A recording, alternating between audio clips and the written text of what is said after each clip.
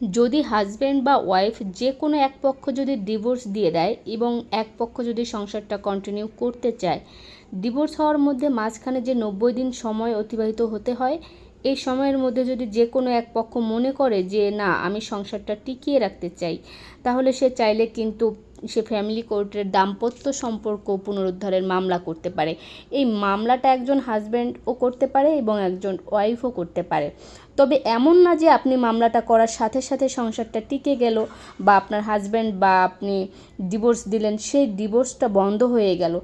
এটা একটা সুযোগ হতে পারে, যে সুযোগ হয়তো বা আপনার হাজব্যান্ড বিষয়টা আপনার কথা চিন্তা করবে যে আসলে সম্পর্কটা আবার টিকিয়ে রাখা যায় কিনা। কারণ আমরা সবাই জানি যে হাজব্যান্ড ওয়াইফ দুজনের মধ্যে একজন যদি সম্পর্কটা টিকিয়ে রাখতে না চায়, তাহলে কিন্তু আসলে দিন শেষে সংসার করাটা যায় না। সো এই ক্ষেত্রে একজন চায় বা একজন চায় না, এবং সে চাইলে ফ্যামিলি কোর্টের আন্ডারে এই অপশন সে ইউজ করতে পারে। এটা একটা শেষ চেষ্টা মাত্র।